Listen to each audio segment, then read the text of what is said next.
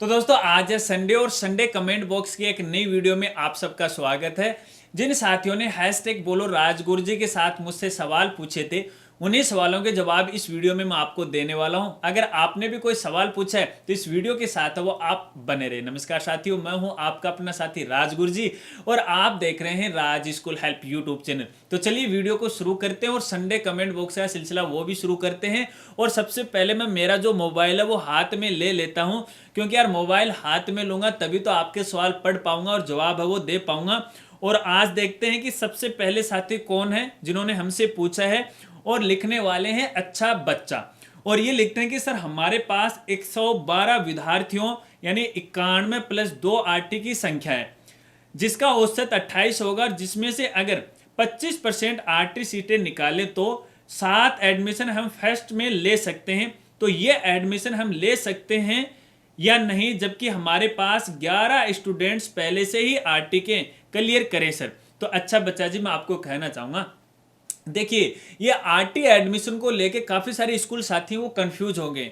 Confuse इसलिए हो गए हैं क्योंकि यदि वो दिशा निर्देश को फॉलो करें, क्योंकि कई स्कूल के अंदर पहले से ही कक्षा 1 से पहले पूर्व प्राथमिक कक्षाएं चल रही हैं और उनमें पहले से ही आरटी के स्टूडेंट है वो पढ़ रहे हैं और अब वो प्रमोट होकर कक्षा 1 में आ गए। अब जैसे वो कक्षा 1 में आ गए तो भैया रेशियो जो 25% का है वो औसत वाला, जैसे औसत निकालते हैं तो भैया वो सीटें तो कंप्लीट हो जाती हैं। तो नया जो स्टूडेंट है वो फर्स्ट क्लास में आखिरकार जिन्होंने नया आवेदन किया उसका एडमिशन कैसे होगा। तो भैया इसी को लेके मेरे पास भी काफ़ी सारे सवाल है वो आने लग गए हैं और मैं भी यहाँ पे थोड़ा सा कंफ्यूज हो गया।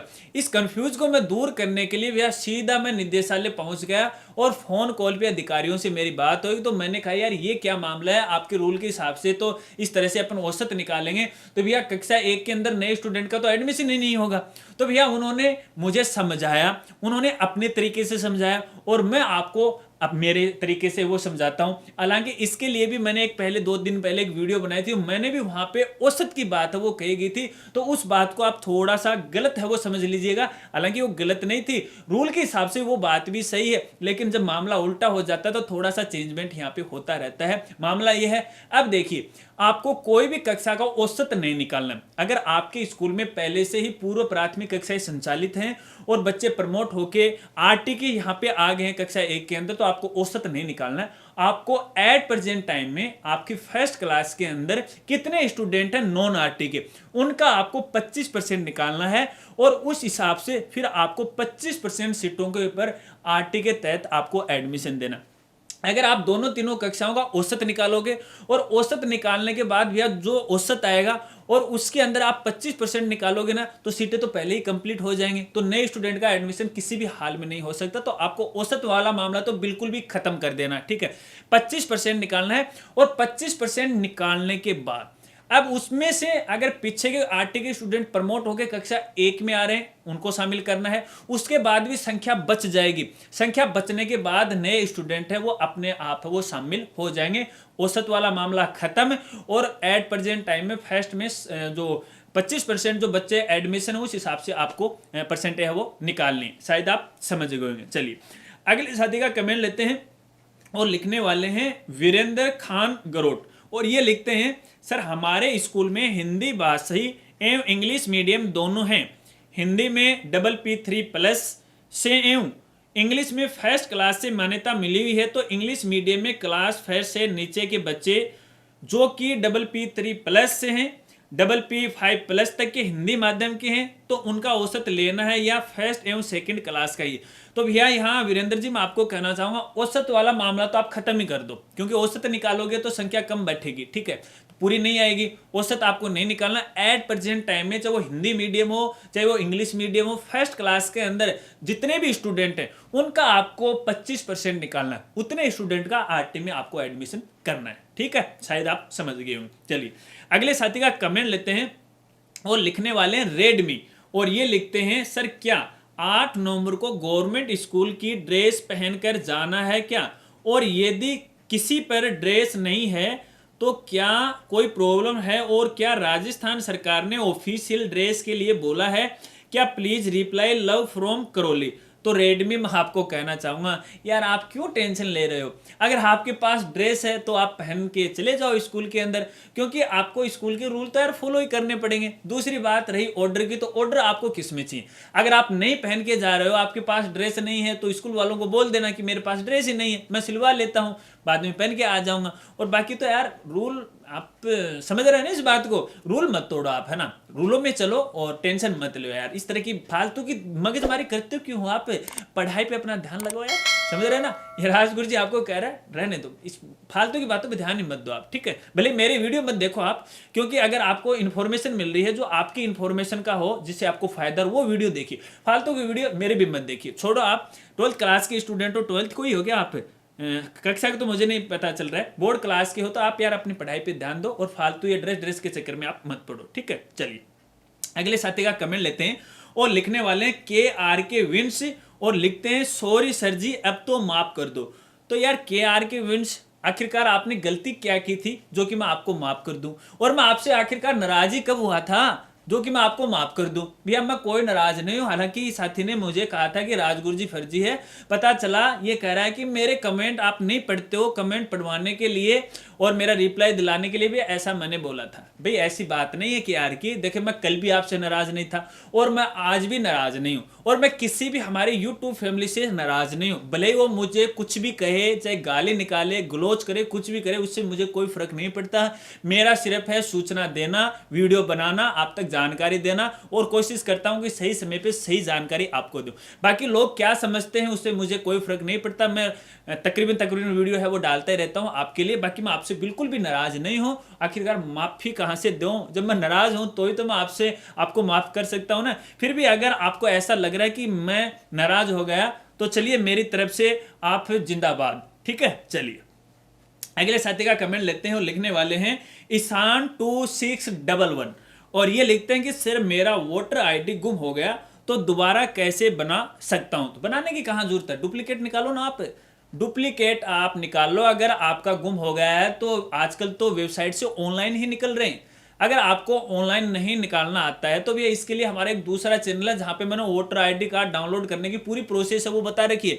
कोशिश करूंगा कि वीडियो का लिंक वीडियो के डिस्क्रिप्शन में एंड स्क्रीन में आपको दूंगा। वैसे हमारे दूसरे चैनल का नाम है ज्ञान कामना, जाके यूट्यूब पे सर्च कीजिएगा how to download voter ID by Gyan Kamna, हमारा वीडियो आ जाएगा, देख लीजिएगा, ठीक है। डुप्लीकेट डाउनलोड कर लो। बाकी गुम हो गए तो एक जो FIR है ऑनलाइन दर्ज करवा दो, ताकि आपकी आईडी का कोई मिस यूज नहीं करें। इतना आपको मैं जरूर कहना चाहूंगा, ठीक है। और अभी तो यार अपने गांव में अभियान चल रहे हैं अभी वोटर आईडी कार्ड के लिए। इसके लिए भैया मैंने वो जो अपडेट वाली जो वीडियो उसके अंदर जानकारी वो दे रखी है। हमारी वेबसाइट पे विजिट कीजिएगा, वहां पर मैंने बैनर भी लगा रखा है, ठीक है ना। पूरे नवंबर तक है अभियान चलेगा। आपके गांव में पता लगा लो कब वोटर आईडी कार्ड के अंदर नया बन रहा है, अपडेट हो रहा है, गुम हो गया, पूरी सूचना वहां पे आपको मिल जाएगी। संबंधित अपने गांव की जो गवर्नमेंट स्कूल है उससे आप संपर्क वो कर लीजिएगा। चलिए अगले साथी का कमेंट लेते हैं, और लिखने वाले हैं कनेक्ट टू नेचर, और ये लिखते हैं सर आपको और आपकी फैमिली को हैप्पी दिवाली। हैप्पी दिवाली जी आपको भी, आपके पूरे परिवार को, ठीक है, और माता जी को चरण स्पर्श, ठीक है।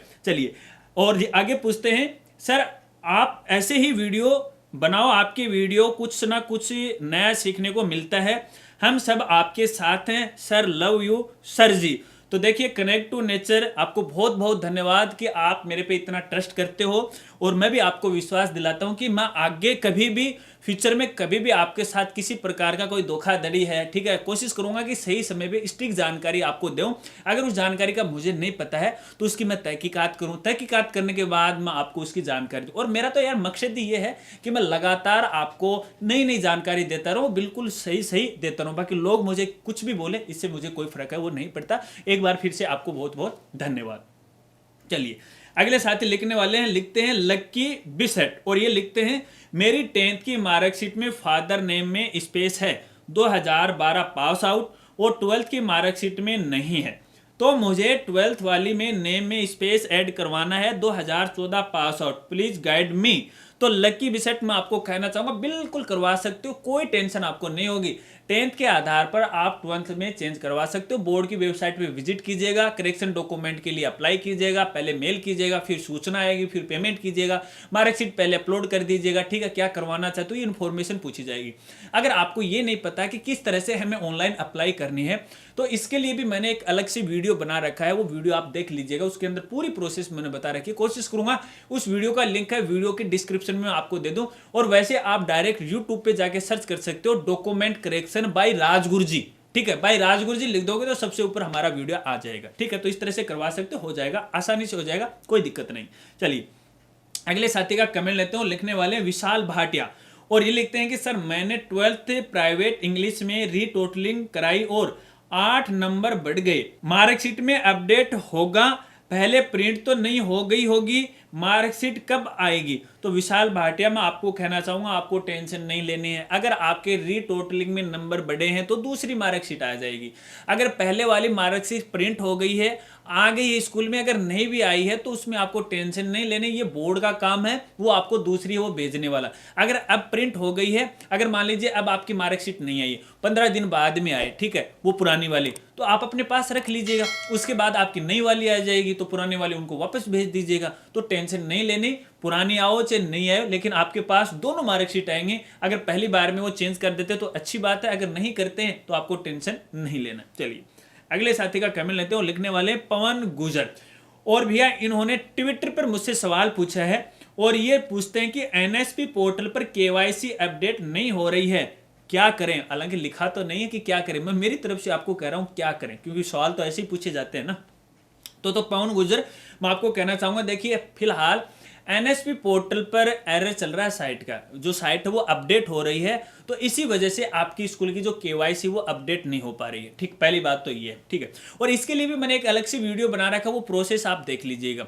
और भैया अगर आप आज वो दिक्कत आ रही है तो कल कर लीजिएगा, कल आ रही है तो परसों कर लीजिएगा, दिन में दिक्कत आ रही है तो रात में कर लीजिएगा, लेकिन साइट का एरर है, हो जाएगी। फिर भी मान लीजिए आप बार बार ट्राई कर रहे हो, कोशिश कर रहे हो, फिर भी दिक्कत आ रही है, मामला समझ में नहीं आ रहा है, तो उसका स्क्रीनशॉट है मुझे इंस्टाग्राम पे सेंड कर देना, मैं देखूंगा, फिर समझूंगा, फिर आपको कोई रिप्लाई वो दूंगा। तो बस यही है, इस तरह से आप कर सकते हो, बाकी कोई दिक्कत नहीं है। अभी साइट में काफी सारा अपडेट चल रहा है, इसी वजह से ये समस्या आ रही है। तो दोस्तों आज का अपना संडे कमेंट बॉक्स का सिलसिला वो पूरा हो गया, क्योंकि सवाल है वो सारे खत्म हो गए, और मैं आशा रखता हूं कि आपके सवाल का जवाब है वो आपको मिल गया होगा। इसके अलावा जिन साथियों के सवाल का जवाब नहीं मिला है उनसे मैं माफ़ी चाहता हूं। हो सकता है कि उन्होंने या तो हैशटैग बोलो राजगुरु जी जो अपने टैग है उसको उसने यूज नहीं किया होगा, इस वजह से उनके सवाल को शामिल नहीं किया होगा। और जब भी आप अपना सवाल पूछो और आप ये चाहते हो कि आने वाली संडे कमेंट बॉक्स की वीडियो के अंदर मैं आपके सवाल को शामिल करूं, तो हमेशा अपने सवाल के साथ या अपने कमेंट के साथ हैशटैग बोलो राजगुरु जी के साथ मुझसे पूछा करो, ताकि वीडियो में आपके सवाल को मैं शामिल कर लूं। आशा रखता हूं सवाल है वो आपके समझ में आ गए, मेरे उत्तर हैं वो भी आपके समझ में आ गए, और शायद आपके समस्या का समाधान है वो भी हो गया है। तो वीडियो को लाइक कर दीजिएगा, शेयर कर दीजिएगा। चैनल पे नए और अभी तक चैनल को नहीं सब्सक्राइब किया तो चैनल को भी सब्सक्राइब कर लीजिएगा, बेल आइकन उसे भी दबा लीजिएगा, और नोटिफिकेशन है उसे भी ऑन कर लीजिएगा। तो मिलते हैं फ्रेंड्स अगली एक नई वीडियो के साथ, तब तक के लिए जय हिंद, जय भारत।